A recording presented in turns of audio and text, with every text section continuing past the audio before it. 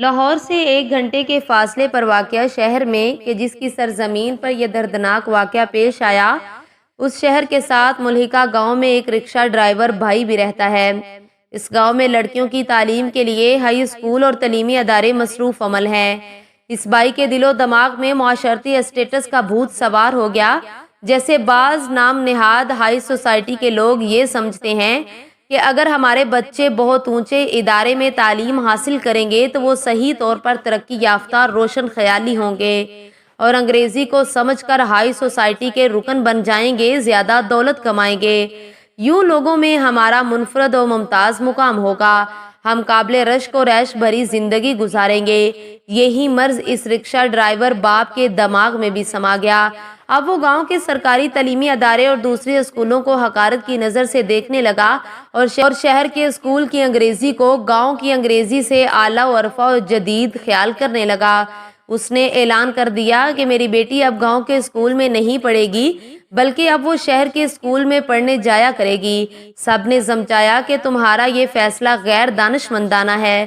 جب گاؤں کے اندر یہ سہولت مفت میں مل رہی ہے، روزانہ بلا کسی خوف و خطر محفوظ طریقے سے اسکول جا رہی ہے، اس کی تعلیمی پوزیشن بھی بہتر ہے، اساتذہ بھی قابل ہیں اور بچی کے سر پر شفقت کا ہاتھ رکھتے ہیں، تو پھر گاؤں سے دور شہر جانے کی کیا ضرورت ہے، جو کسی طرح محفوظ و مامون بھی نہیں، سواری کا بندوبست بھی نہیں۔ باپ نے گاؤں سے شہر کالج جانے والی 2 بچیوں کو بطور مثال ڈھال بنا لیا اور اس بات پر اڑ گیا کہ جب وہ جا سکتی ہیں تو یہ کیوں نہیں جا سکتی، یہ پڑھے گی تو شہر کے اسکول میں، یہی میرا فیصلہ ہے۔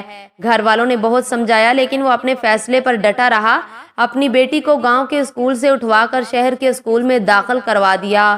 لوگوں کے اکیلا جانے کے اعتراض کو ختم کرنے کے لیے اسے صبح اپنے رکشے پر شہر چھوڑنے جانے لگا۔ چند دن میں خود شہر چھوڑ کر آنے کی ذمہ داری کا بھوت اتر گیا اور اسے روز روز جانا ایک بھاری مشقت محسوس ہوئی، لہٰذا یہ کہتے ہوئے جان چھڑوا لی کہ جو بس روزانہ شہر جاتی ہے سب لوگ اس پر آتے جاتے ہیں، یہ بھی اس ذریعے کو استعمال کرے۔ اب یہ بیٹی بغیر کسی محرم کے معیت کے اکیلے بس پر سوار آنے جانے لگی۔ یوں تعلیم حاصل کرنے کا سلسلہ چلتا رہا۔ بیٹی اسکول جاتی رہی اور بس پر ہی واپس آتی رہی۔ ایک دن جب بچی اسکول سے واپس آ رہی تھی تو اس بس میں اس کا چچا بھی سوار تھا۔ دونوں کو ایک دوسرے کے متعلق علم نہ تھا کہ وہ بیک وقت ایک ہی بس میں سفر کر رہے ہیں۔ گاؤں کے اسٹاپ پر، جو کہ ایک نہر کے پل پر واقع تھا، دونوں اتر گئے۔ اس کے ساتھ اسکول کے 2 لڑکے بھی اترے اور گاؤں کی طرف چلنے لگے۔ چچا نے جب اپنی بھتیجی کو اور لڑکوں کو اس کے پیچھے پیچھے چلتے دیکھا تو خاموشی سے ان کے پیچھے ہو لیا۔ تھوڑی دور جا کر دونوں اس کے ساتھ جا ملے اور باتیں کرتے ہوئے اسے زبردستی لوگوں کی نظروں سے پوشیدہ جگہ لے جا کر بیٹھ گئے۔ چچا کو بہت پریشانی ہوئی، وہ چھپ کر کھڑا ہو گیا اور لڑکوں کی پہچان اور بعد میں باز پرس کرنے کے لیے ثبوت کے طور پر اپنے موبائل سے فلم بنانے لگا تاکہ کل پنچایت میں وہ انکار نہ کر سکیں۔ وہ اس وقت پشیمان اور شرمندگی سے زمین میں گڑ کر رہ گیا۔ جب لڑکوں نے بھتیجی کے ساتھ نازیبا حرکات شروع کر دی، کچھ دیر تو وہ برداشت کرتا رہا لیکن پھر ضبط کا پیمانہ لبریز ہو گیا۔ اس نے موبائل کی ریکارڈنگ روکی اور باہر نکل کر ان پر پل پڑا۔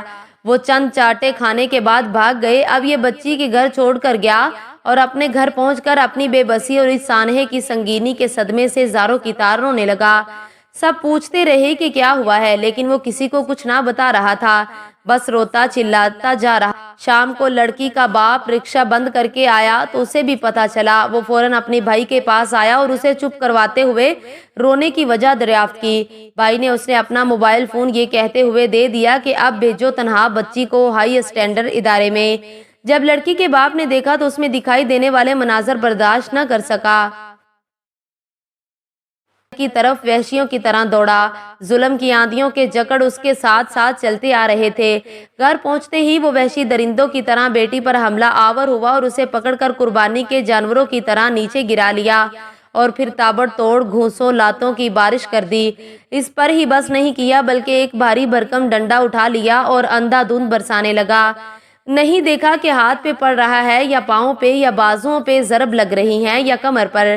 بچی چیختی رہی، بابا کیا بات ہے، بابا جان مجھے بھی کچھ بتائیں، بابا جان میرا قصور کیا ہے، بابا کیا غلطی ہو گئی مجھے بتائیں تو صحیح۔ اب وہ مکمل طور پر خاموش تھی، جسم میں اتنی طاقت رہی نہیں تھی کہ اپنے باپ سے رحم کی اپیل کر سکے۔ زبان خاموش تھی۔ اگلے دن چشمے فلک نے ایک عجیب منظر دیکھا۔ انگریزی تہذیب و ثقافت کے اثرات کا ڈھسا ہوا باپ آیا۔ بیٹی کی خون آنسوؤں سے چمک اٹھی کہ اس کا باپ آیا، ان قریب اس کے سر پر شفقت بھرا ہاتھ رکھے گا۔ باپ چارپائی کے پاس آ کر کھڑا ہو گیا اور نہایت دھیمے محبت بھرے لہجے میں گویا ہوا، بیٹا تجھے درد ہو رہا ہوگا، چوٹیں تکلیف دے رہی ہوں گی، لے میں تیرے لیے ڈاکٹر کے پاس سے یہ گولیاں لے کر آیا ہوں، انہیں کھا کے تیرا سارا درد ہمیشہ کے لیے ختم ہو جائے گا اور تم بالکل پرسکون ہو جائے گی۔ بیٹی نے عقیدت و محبت سے فوری اپنے باپ کے ہاتھ سے گولیاں لے کر پھانک لی۔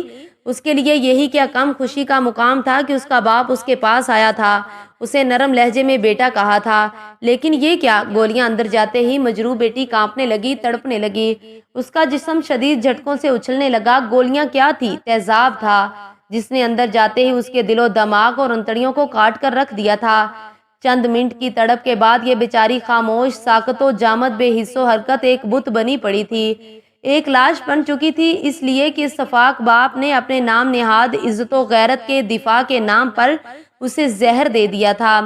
آپ اگر والدین ہیں یا بھائی ہیں تو مصنوعی یورپی اسٹیٹس کے چکا چوند سے اپنے دامن کو خاک سرد ہونے سے بچائیں، بلکہ حقیقی اسٹیٹس کو اپنائیں جو آپ کے اولاد کو بہترین تعلیم و تربیت کی بنا پر اور ان کے حسن عمل کی وجہ سے جنت میں بے مثال پروٹوکول اور درجات میں بلندی کا باعث بنے۔